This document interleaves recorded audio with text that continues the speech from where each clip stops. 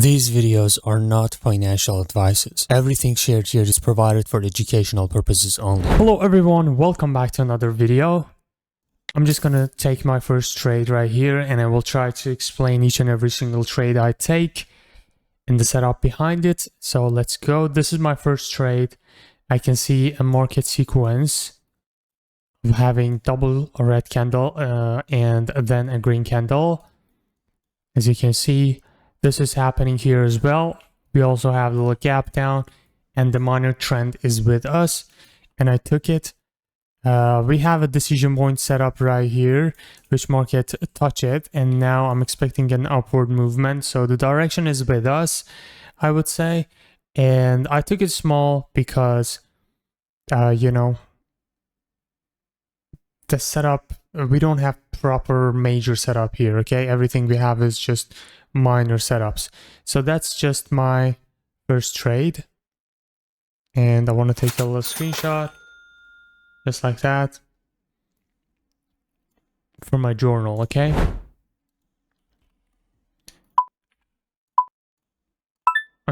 so I will go back to my regular amount and I will try to find another opportunity. Today's market in general is not bad. Look at this beauty. Doji break, closing on the moving average, at the same time closing on the round number. So this sell here would be crazy. This is also a third touch, low profile third touch breakout with the doji break and closing on dynamic resistance with the static resistance of having round number here, which I missed this one. I will try to keep looking for another opportunity. The goal is to keep looking to the charts until we find a good opportunity. Okay, we don't want to take random trades.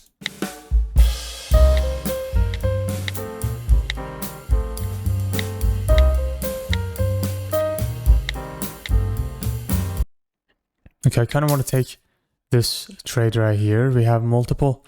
Okay, I'm going to add one more. Let's go. I got two more right here.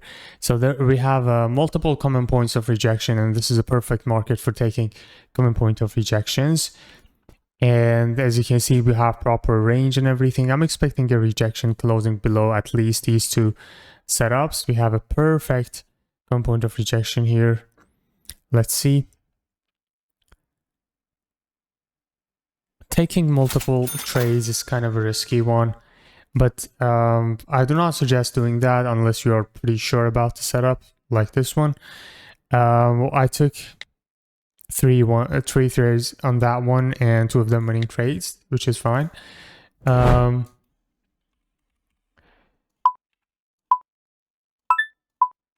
These two are winning trades, and we have one loss as well. Okay, same trade. Yeah, so the reason why I took this, my first entry was this one, right? Based on this common point of rejection. My second entry was based off this common point of rejection. Okay, look at this. So we got two common point of rejections. One of them I make it green and another one is going to be red. Okay, so I will tell you. Okay, now I will explain. Please listen carefully if you want to know exactly why was I pretty sure about the second entries. Look at this. I'll make it blue. Okay, so I want to mark the other order blocks as well. Look at this. And then we have this one as well. Okay, so I want to show you how the market moves if we have a good market going on. Okay, and start session. First of all, we created this price channel, right? The price has been switching between supply and demand, and then you see multiple breakouts in this price channel.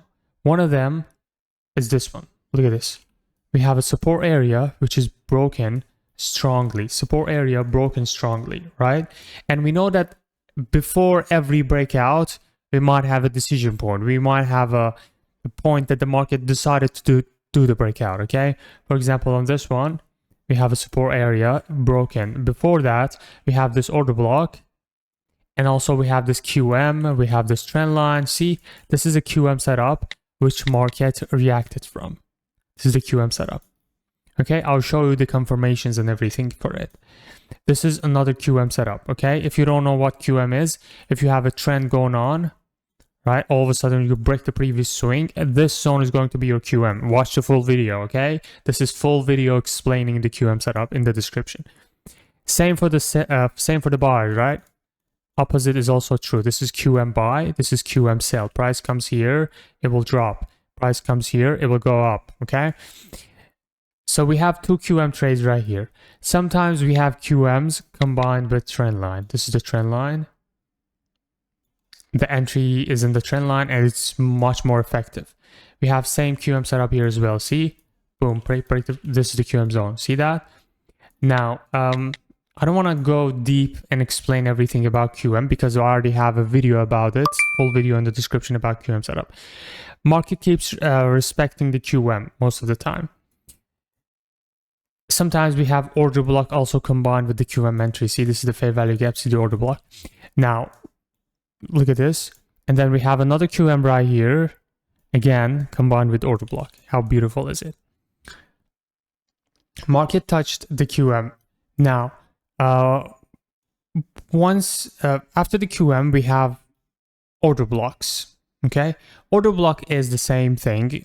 Basically, it's when we have a resistance or something, and then the breakout happened. Okay, and then before the breakout, we have some fair value gap, and the candle before is going to be the order block.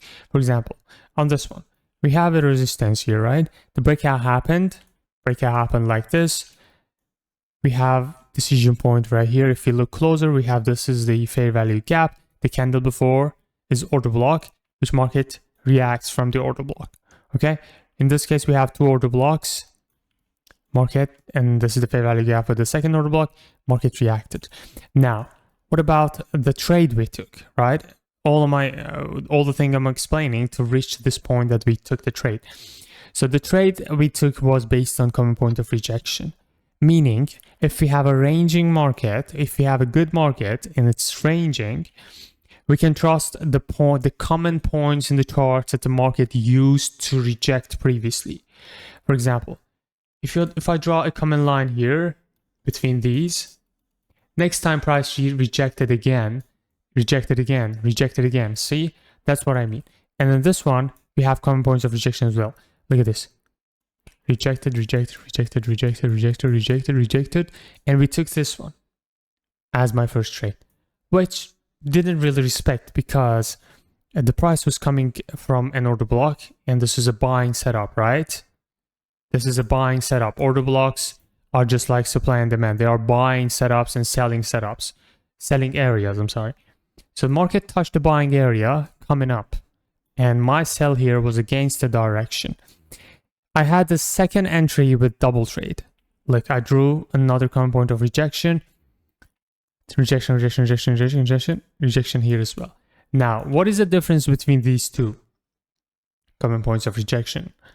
What is the difference is that the second entry is in line with a supply. This is a supply or order block.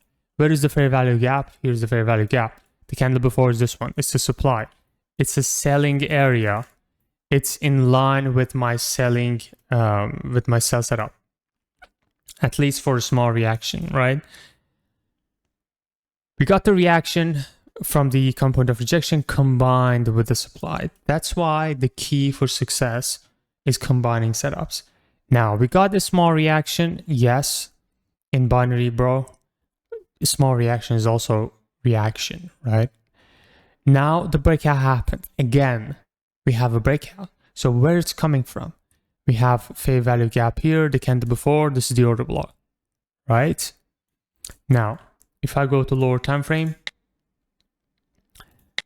I will be able to detect the lower time frame entry as well. If you detect your common point of rejection, for example, in this particular case that I'm about to mark, wait, this is the order block. Yeah, for example, this is the lower time frame entry. This is where market will react. There's also another decision point in the lower time frame. How beautiful is it? And this one, for this one also, the trade we already took.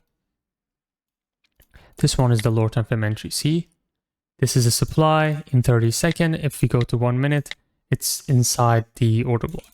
So this is where the market reacted from. Same for QM, okay? Same for QM. If you go to lower time frame, we will see the lower time frame entries in most of the QMs.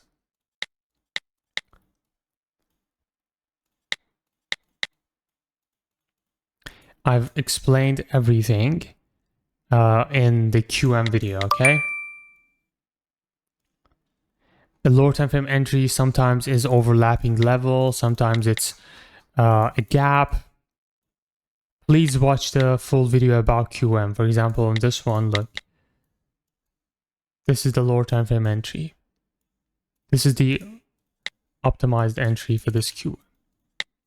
For QM, you also see the red zone is the where you enter, not just the shoulder. For QM, you have to watch the full video. And also we have higher time frame confirmation for QM. For example, if I go to 3 minutes, if now look at this QM in 3 minutes, right? The entry zone is inside the engulfing path. This is the engulf, right? Higher time frame engulf, it's called. For this part, for the second one, we got this one. See, the QM is happening inside the engulf. Sometimes we go to 3 minutes, sometimes we go to 5 minutes. So if you want to understand the setup, watch the QM video. Okay. So that was today's trades. If you enjoyed, please drop a like. See, look at this. This is another order block market reacted from.